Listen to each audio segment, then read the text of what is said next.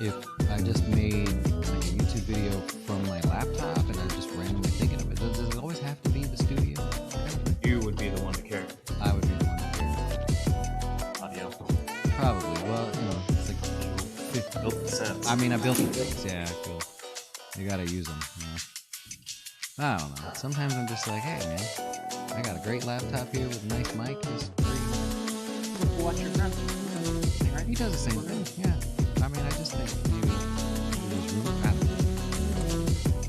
I don't know.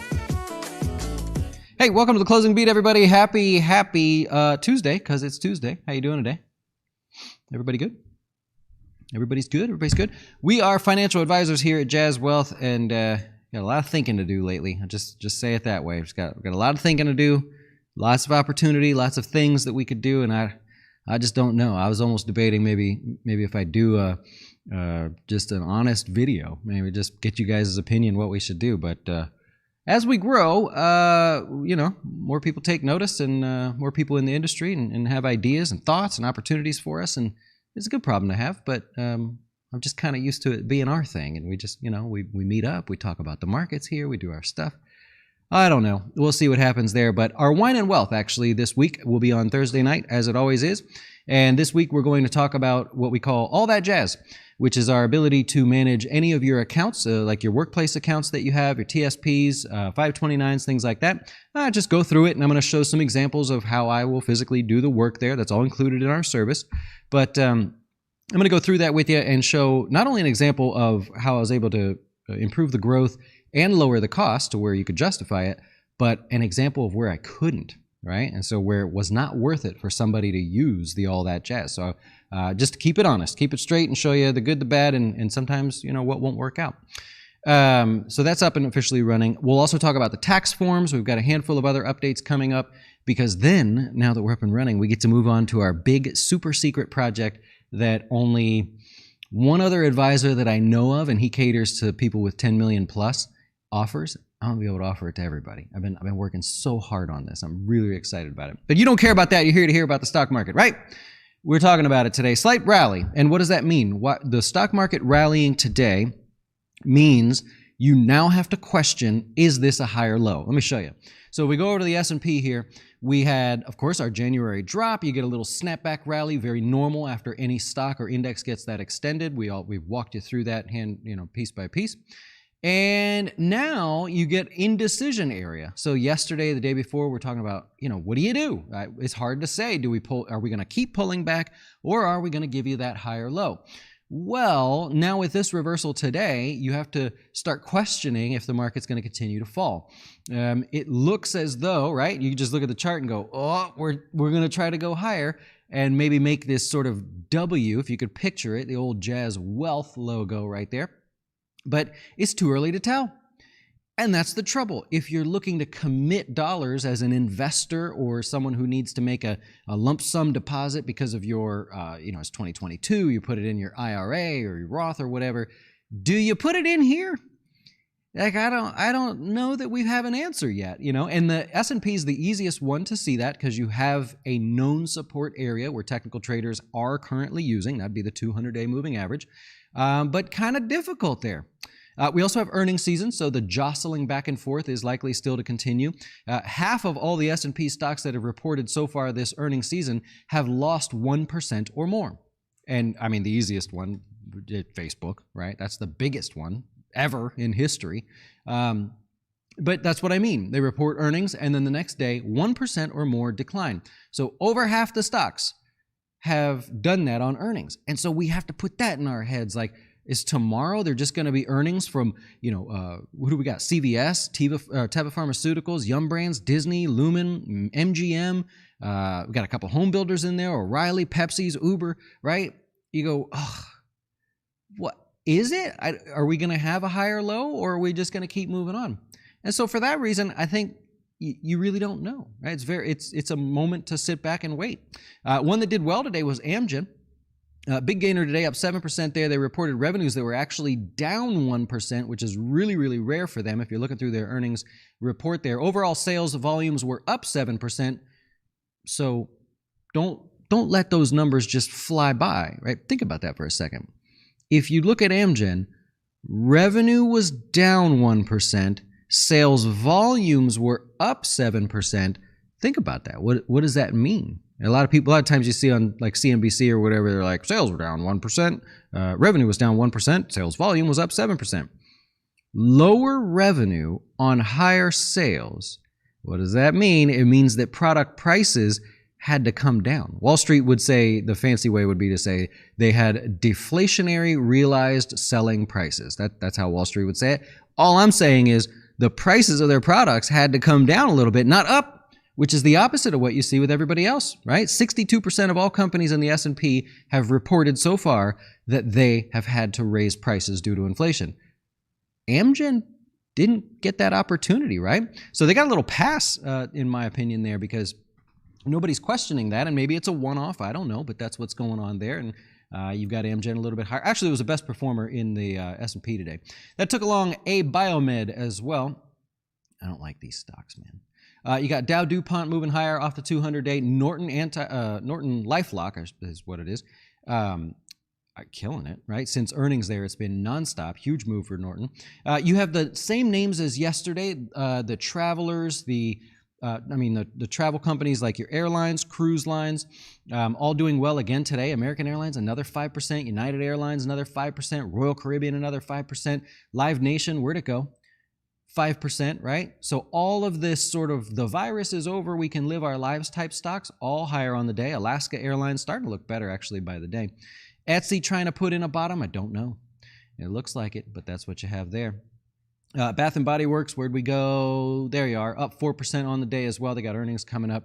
Actually, they already had their earnings there, but they're buying back 1 billion shares. That's not new news. And then a couple of financials, right? Discover Financials, Wells Fargo, Hartford, where'd they go? Right there, looking to break out as well.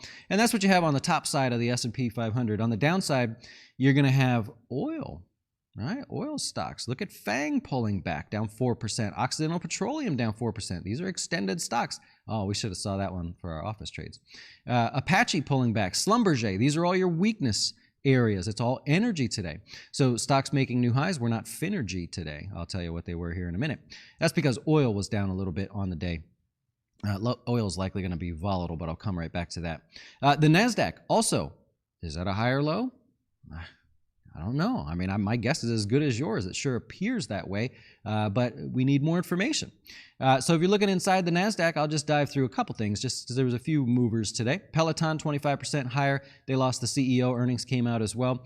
Pinduoduo, the Chinese names like them and Baidu also having a good day. Is that the bottom?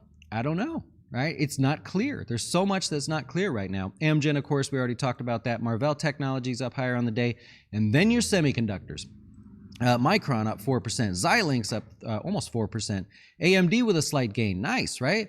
So semiconductors trying to do their part. I think Intel was in there somewhere. I can't find it at the moment. Skyworks, one of our positions we took in the office trade segment here. I'll cover in a second. Also higher. And then JD.com up 3%. If we look at the Dow, about a 1% gain there. It's a little bit easier. The Dow is stronger than all the other indices at the moment, so it's a little bit easier to assume that's going to be a higher low than the other major indices. And back to oil real quick. All right, so we've got a pullback in oil. It's down today, but remember, oil can afford a pullback, right? It's killed it. Oil's done great. Energy stocks have done really, really well. In fact, energy stocks, I don't know if you didn't know, they're the best performing sector of the year. So let's have a little fun here for a second. Let's take the spread between the energy sector and then every other sector combined without energy. So over here is just going to be energy, and then I'm going to show you the performance of every other sector if you had not invested in energy. So here we go. So the purple line is the just the energy sector, the XLE. We're looking back over the last year. Look at how it's taken off, right? There's a big spread between this and every other sector combined. If by chance you had invested in the S&P 500 and said, I'm not interested in energy. I don't like it, the crude oil, the, whatever your opinion is, the people that say, I don't want fossil fuels, blah, blah, blah, all that stuff. Let's pretend that was you. Well, it cost you a lot of money. Look at the difference there. And not only that, look year to date. Just year to date, you're down, while energy is up, right? You needed that, right? So that's a one way to point out, like, your personal investment decisions, they have an impact. And I'm not saying don't do it, but I'm saying understand the potential impact of saying, I don't want to invest in oil or energy stocks or ExxonMobil or whatever it is. Huge difference here. Big move in that one there. So with that in mind, energy is the leading sector so far this year. You probably guessed it. It's up 25%. You saw it on the screen there. The financials are the next closest, and they're up about 4%. You start moving on to the other sectors in the market, you have losses at the moment, or a lot of them, they're kind of flat, right? Every single energy stock is positive year to date, right? So if I just took every stock in every single sector, right, and I go XLE, every stock over there, 100% of them are positive. If we look at financials, 67% of them are positive. Utilities come in next at 51%. In the S&P 500, only 34% of all stocks are positive year to date. The worst happens to be real estate at only 7% of stocks in the real estate sector are positive, and technology is second. Only 14% of stocks are positive. So energy, huge part of the puzzle here. Real quick, our office trades. I'll just tell you briefly what we did, but if you're a research member, you can of course check it out. We're live and it's recorded as well. The IWM, we closed out our long side of that position there. Nice little profit there. ExxonMobil is a new one that we put on here today. Skyworks, I mentioned that already, SWKS. We put that on as a trade, and I explained why and specifically how that fits into our portfolio. We're trying to close out Solar Edge, but there we go. We're getting closer. We're trying to be a little bit picky here because it's a newer trade and we made a bigger profit faster, and so we're just being a little bit choosy. We took off one side of our SPY. One contract of our SPY just to lighten that up a little bit because we're trying to stay more towards neutral. And then come on, man. T-Mobile, there you go. We closed our long position out on that one, got our profit locked in for that as well. So a little bit of activity here today. We've got a lot going on in our office trades. We do that every day at 12:15 Eastern time. It is live. You can ask questions and everything in the research site. If you want to join, jazzwealth.com/research. And if you are a client, it is free. And you're welcome to join us anytime you like. All right. And of course, I'm more detailed and stuff there. I want it to be educational and not just like, oh, look at this guy sitting around having lunch and doing some trades. We've got 28 new highs, 4 new lows. Of the new highs here today, it was not Finergy. We would maybe call it FinCare because it was financials and healthcare. On the new low side for the day, Facebook. This is one of our larger positions actually in our office trades portfolio, I guess. And we're the 200 strike price. We sold the $200 puts, but we were early to it. And so taking a little bit of heat on that one. It's a bigger dollar loser, and Facebook did hit new lows today, but we still got a lot of room. PayPal also, that thing won't give up, huh? A little bit nicer than Facebook, but just a little bit grind lower. It's still very extended here, and the counter trend traders are certainly taking their shot because you see the volume in the background there. Nice and strong, at least for the moment. Weyerhaeuser, this is a new high actually, breaking above this range. That'll be new 52-week highs for Weyerhaeuser. It's kind of a snoozer of a stock, right? So it's not one that we look at often, but a very respectable new high there. And Morgan Stanley, you can just probably see what I'm looking at, right? It's consolidating sideways, no real progress for months and months and months, and all of a sudden, blip, it's going to hit the radars. People are going to notice that it made new 52-week highs. It goes on the list of all the traders and investors out there that are interested in following the momentum of 52-week highs. There you go. And Wells Fargo, similar but extended, right? This one has been an outperformer in the large financial space, and it's not as attractive because of that. It feels like you kind of already missed the boat, and if you were to buy, you're asking, for problems as it pulls back, but we will see what happens, and that's pretty much it. I don't want to spend a lot of time on that one because the new highs list is, it's not really all that exciting right now, and that's okay. Sometimes that can happen. You got to learn to sit on your hands or use it to build a watch list. Simon Property Group, they are in the news there for earnings. If you look at Simon Property Groups, they beat on earnings, better than expected there, as well as revenue. They did lower their guidance going forward. What I like to look at is occupancy. There's a couple metrics here. Well, in every company, there's metrics that apply more to them. And I always use Netflix as the example. Subscribers, global subscribers, international subscribers, churn, right? There's things that people look at. Well, with Simon Property, they're a commercial and property management company, as well as they own malls and all that great stuff. You've probably been to a Simon mall before. We have a lot of them around us. Occupancy is at 93.4% versus 92.9% expected. Very good, right? So you go, okay, stock's lower. Not sure I understand that. Rents were stronger than expected by 1% per square foot. The guidance was a little bit rough there. The total rent that they collect per square foot is falling rather rapidly, and then they guided forward for the same thing to happen. And therefore, you have your recipe for why the stock took a little bit of a hit today on Simon Property Group. Take Two, there we go. Take-Two Interactive there. They've got earnings, beats on earnings. Overall revenue was as expected there. Total net bookings as expected. Their guidance going forward is earnings of 28% less than what Wall Street had expected there, right? So down a little bit for Take-Two. Revenues, they guided down 9% as well. So any weakness that you saw today is coming from guidance because everything else was pretty much okay from that. Chegg, apparently, they've got some things going on here, man. You know Chegg. That's what it is, I guess. But so you got Chegg up 16% on the day. Earnings came out beat by 23%. Revenue beat by 6%. They guided 1.5% higher. Yay, all sounds good there. The only weak spot was their overall margins, which were down ever so slightly there. And apparently there are some investors looking to get rid of the original founders there. Sexual misconduct, maybe having inter-office relationships, apparently. I don't know the full story there, but if that's the case, then that's good news. Facebook, of course, a little bit lower on the day, and Facebook loses Peter Thiel. So he's going to, if you don't know, Peter Thiel, one of the original investors in Facebook and a ridiculously wealthy guy.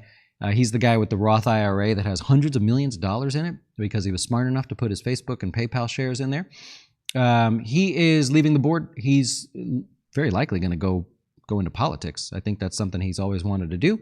So it would not be surprising if you start seeing that man's face and more of his opinion of what we could do with the country. Nvidia up 1.5% on the day. They are no longer, this is not new news, they're no longer going to be buying ARM Holdings, which there was rumors of that last week. We talked about it, and it's official. It's over. That deal is dead. And Peloton, they had earnings, right? CEO stepping down, but they had earnings overall better than expected. Revenues came in weaker, largely expected that would be the case, but so revenues weren't as weak as we had all expected. And of course, there's the rumors of random people wanting to buy them, or maybe them just, maybe they lost their CEO, they're going to rebuild a little bit, right? Rethink things. It's a great business. Obviously, they've got plenty coming in there, but we'll see what they decide to do.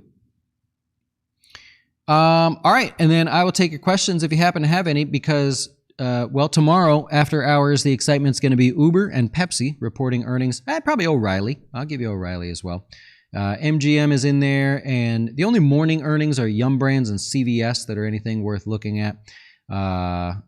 Who's your biggest one? Pepsi is the most consistent gainer on earnings. Not a lot now, and they're just a staple there. So Pepsi was higher after reporting earnings 7 of the last 8 quarters, and that's actually very common for them. MGM is the worst. MGM has been lower 7 of the last 8. They only beat on earnings 53% of the time, 59% of the time on revenue, and the virus, they've had a rough go of it. But if you look back, 7 of the last earnings resulted in downside moves there. I'll see what questions you have, see what I can do. I don't know all the answers, but we'll see what I've got.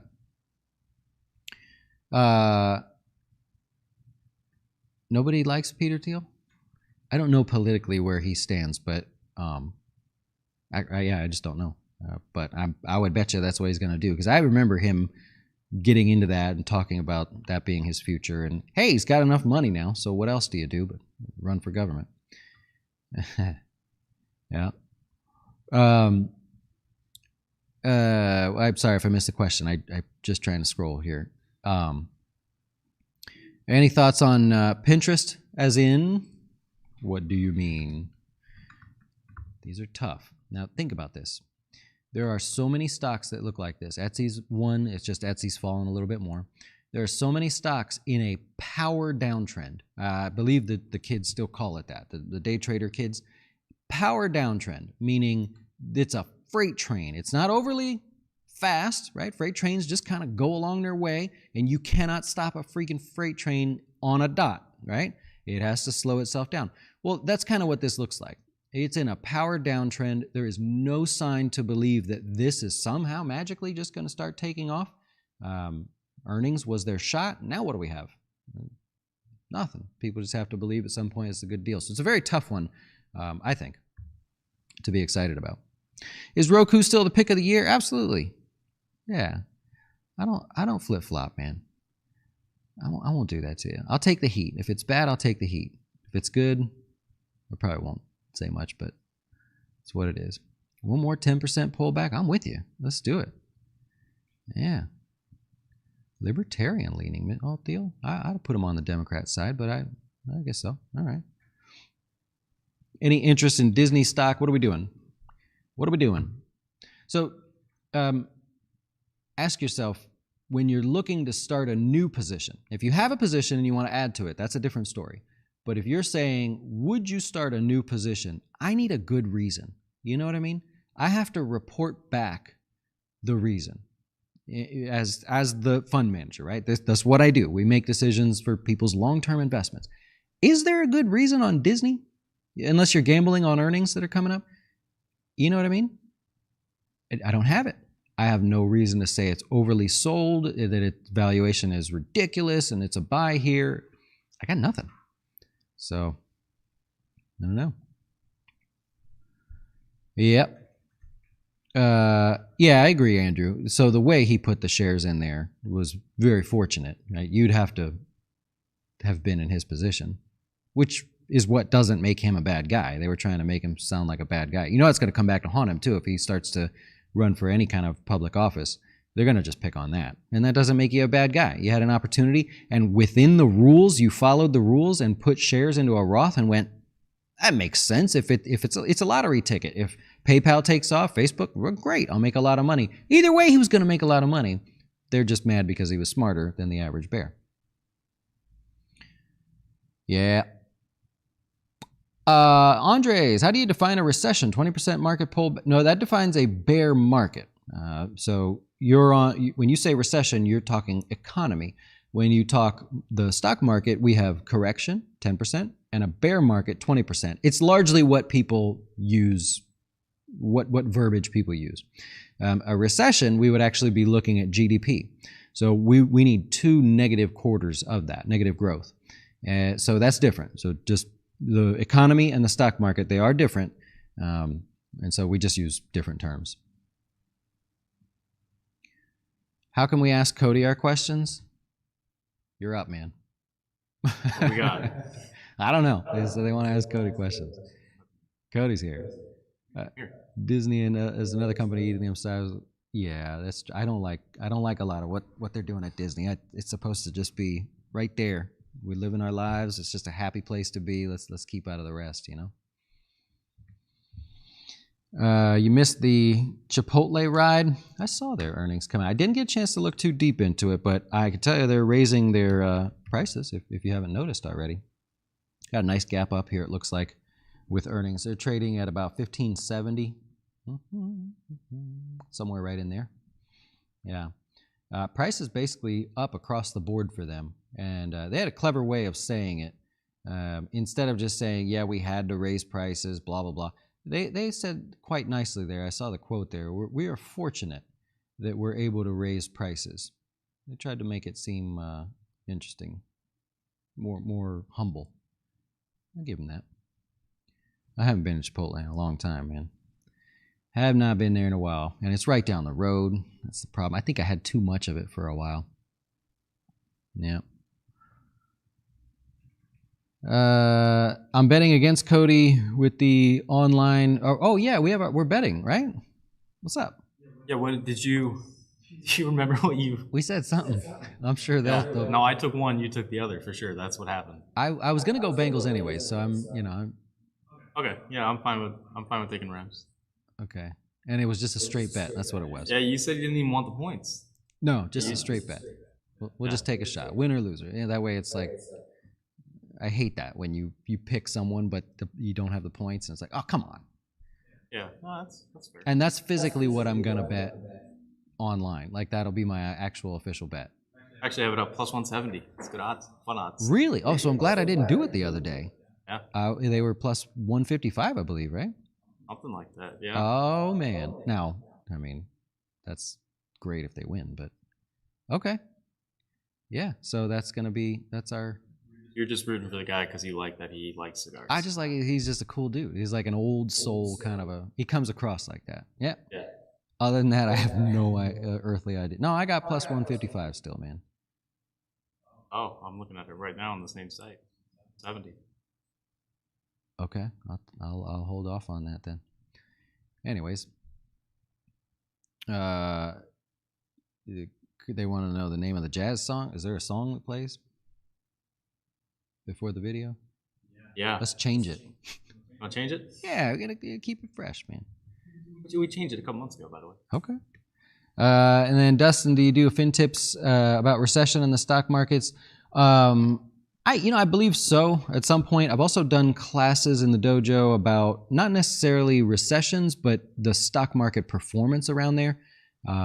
When we start getting closer to things like that, I love doing that stuff. So I'll always run, different scenarios of every other recession, recessions with rising rates, recessions with lowering rates. I love doing things like that. So if it's been a while, it's all a blur to me.